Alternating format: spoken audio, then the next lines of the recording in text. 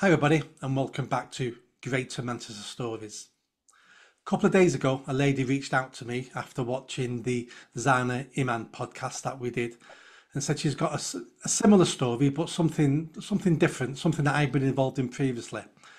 She's volunteering for a charity in Manchester city centre and she sees something that disturbs her enough to phone the police. So she'll tell you this story now. So first of all, welcome Louise to the show. Nice to meet you. Thank you for coming on. So let's get straight into it. So, what were you doing in the city centre? What did you see that disturbed you?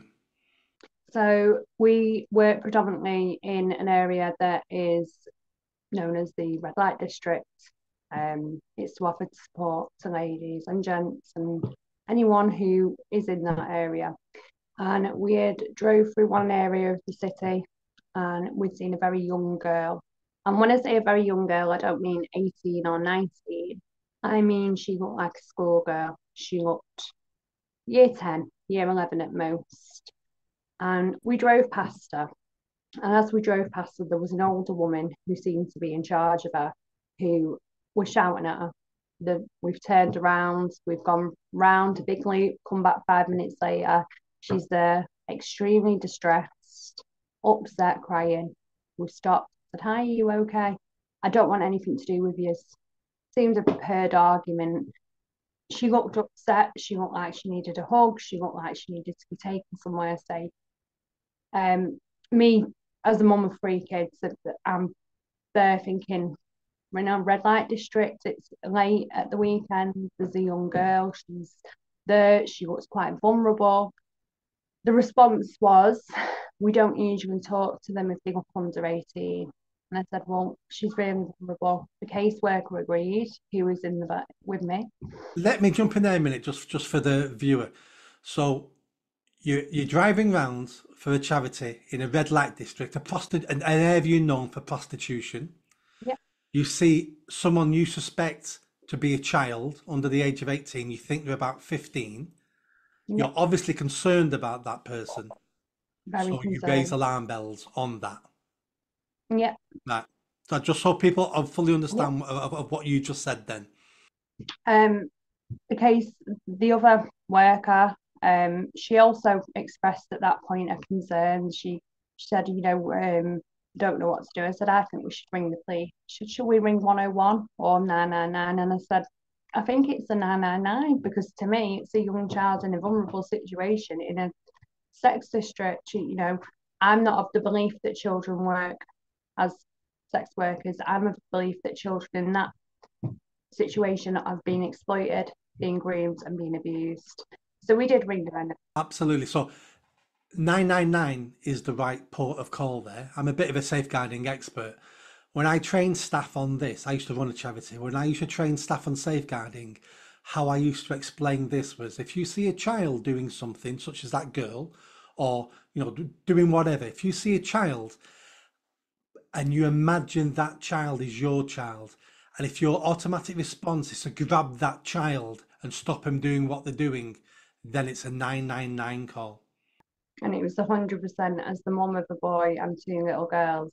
My gut feeling was to try and get this girl to get in the van and drive her somewhere to safety, which obviously we weren't able to do. So we pulled off and we rang 999. The caseworker wanted to ring 999 from my phone, not from the work phone. She spoke to the police. She said they're going to look into it. We'll have to go back early. I'm going to have to ring the manager and let her know that we've rang the police. And I'd had a look at the safeguarding policy because obviously as the charity they do have an adult safeguarding policy and a children's safeguarding policy. And we should have been updated or briefed within 48 hours of what had happened with that. We should have been told. I'd expressed concern on WhatsApp to the manager and sort of said, look, I'm quite worried. Did anything happen? I got no response. I got a response from another member of staff who is a manager as well, but not the one that is the safeguarding lead. He said, it's terrible what happened.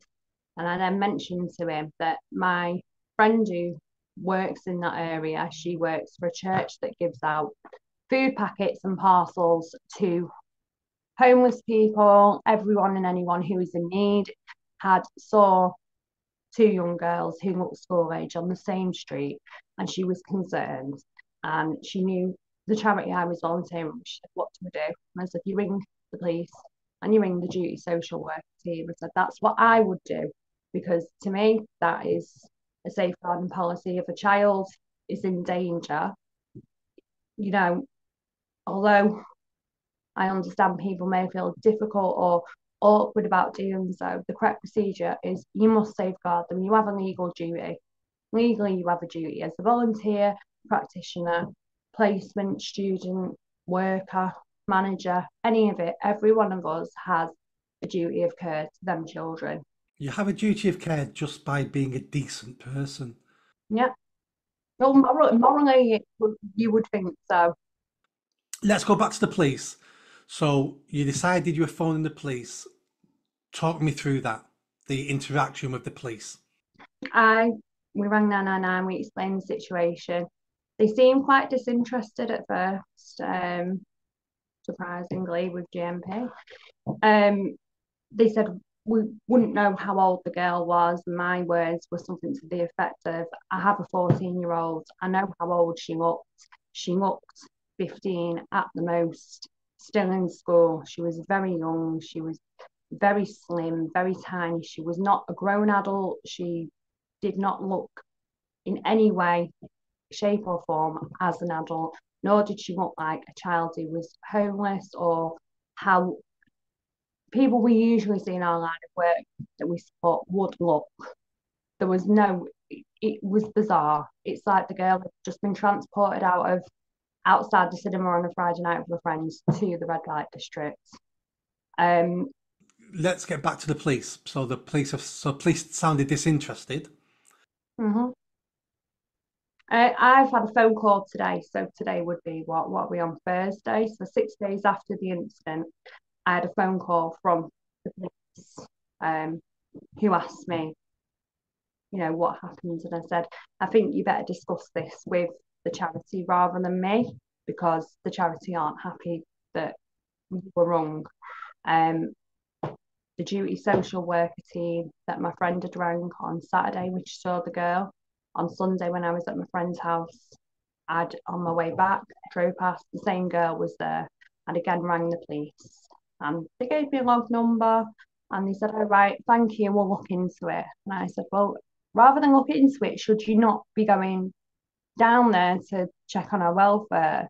And I was told, "No, there's lots of girls down there. You probably can't get the age right."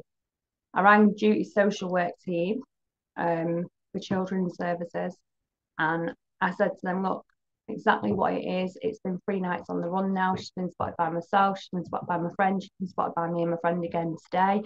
Same situation, same sort of setup where there seems to be an older adult with her who seems to be in control of the situation."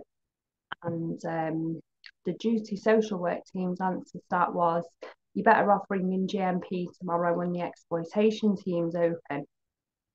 No, I know children's services aren't an emergency response team, I get that, I understand, but she did say, "I'm not trying to pass the buck, but," and she put "but," and I said, "Right, fair enough."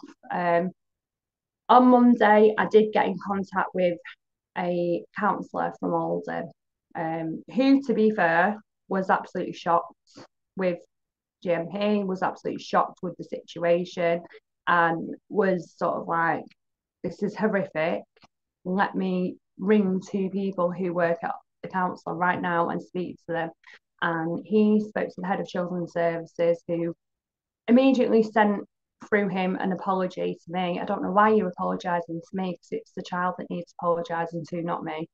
And also a police officer, quite a high up police officer, who was horrified, angry, fuming, annoyed, and said that it hadn't been passed through to his team or the correct team, and it should have done. And he was absolutely almost like a volcano on the phone. Of course, because if that girl is found dead tomorrow, heads will roll over this because they'd been given that information. I came across something very similar to this 15 years ago. My charity was working in the gay village in the city centre down by the canal, working with male prostitutes. That's why we were going down there. And then one day my team phoned me up and, well, didn't phone me up, phoned up another manager who was working as well and said to him, there's someone down here. He says he's 18, but we think he's a school kid because we think he's got a school uniform under his coat. So they were told to phone 999. They phoned the police like you did. The police said to them on the phone, what do you want us to do about a rent boy in the village? And our answer was, the word boy. He's a rent boy if you think he's a rent boy, but he's a boy. So we had to get his supervisor to come on the phone. And then the supervisor got it and sent the police down with blue lights on.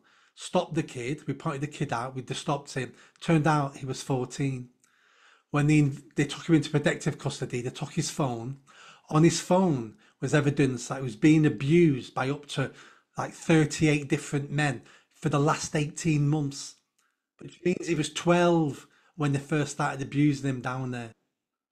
So when GMP ever tell you that we're not interested in this, or what you must do if you phone GMP, you say, I want to speak to your supervisor, and you demand a supervisor, because that person taking that call is obviously not trained, incompetent, or doesn't care, but the supervisor will get it.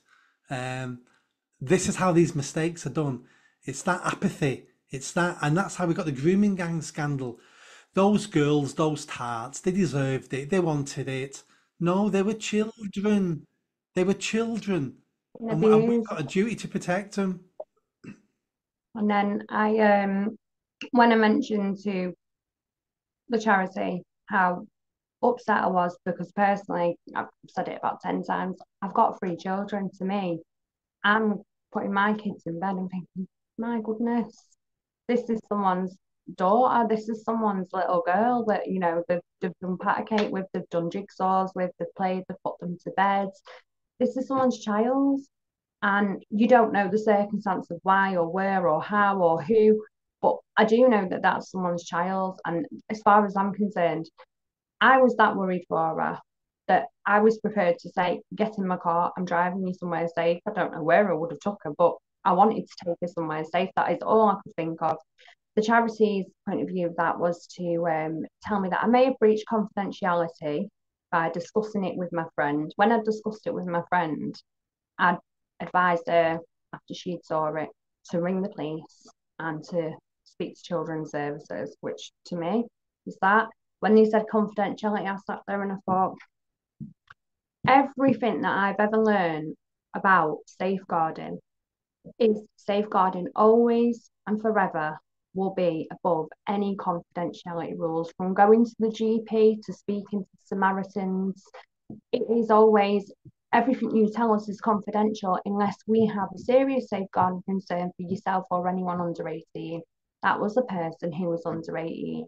And in the text from the manager, what they referred to was the distressing incident for you and the person involved. That wasn't a person, that was a child. Let's say this child turns out to be 32. You know what? It doesn't matter, because at that point you thought that was a child. So even if it turns out you were wrong, it doesn't matter. The law is still on your side to breach confidentiality because you thought that was a child. Everyone's terrified of the Data Protection Act. But even the Data Protection Act allows you to break data protection for safeguarding, to prevent crime, to detect crime. It's all written into these legislations, because even though our politicians are idiots, they're not that stupid. Of course, they want us to report things when children are in danger or someone's going to be killed. There's never been one case in the UK that I'm aware of where someone broke the Data Protection Act because they thought they were doing it under safeguarding reasons, and it turned out they were wrong. No one's ever been prosecuted. Even if you make a mistake, but you were doing it for the right reasons, you are never prosecuted. So the Data Protection Act isn't something to be fearful of.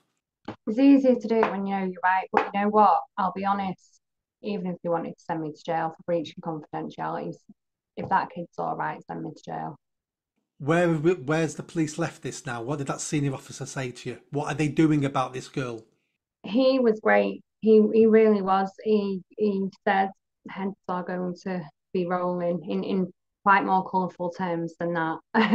But what's he going to do about that girl? That's what I want to know now. He has already sent from yesterday police officers in plain clothes down that street to look for the girl, and supposedly the girl has been located She has been. and she's safeguarded. Fantastic. Fantastic. They can't tell you information. They can't go into details.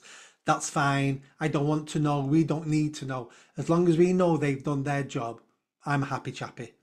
I think the council in Manchester have a lot to answer for with the way that GMP operate. They don't hold GMP to account when things go wrong, or GMP just ignore the council and whatnot. That's my opinion, but that might be for a different conversation there. But Yep. It's the mayor's job to hold Greater Manchester Police to account because the mayor is the police crime commissioner. So it's Andy Burnham who should be holding the police to account, which he doesn't. he But you know doesn't. what? This is a great place to end because we ended on a high. We ended with the police turning up, finding that girl and putting the protections in place that she needed. So that was a job well done by you, eventually by the police, and that ended well. Thank you, Louise, for coming on and letting us all know that these issues are still, because this was a couple of days ago. No, It's still coming on. yeah, It's so they're still coming still, so on. we all need to be fully aware of this. These issues are still going on. It's not just historic stuff. It's happening now as well. It's happening now. People who live in them areas need to be vigilant. It's so easy to ignore things that are going on in your community because it's better to keep your head down and keep quiet. But again, you can do it anonymously. You can do it quietly. You can't ignore children who are being exploited and abused. That's not something that any of us should want to do or need to do anyway. Thank you, Louise. Well done. And thank you for coming on my podcast. Thanks for speaking to me. You're welcome. Thank you. If you like that video, don't forget to subscribe to the channel, hit that notification bell and comment. And if you like what I'm saying about running for Mayor of Greater Manchester, then stick around. Tell your family, tell your friends. The only way I'm going to have a chance of winning is a grassroots movement. So be part of that movement and hit that bell. Thanks.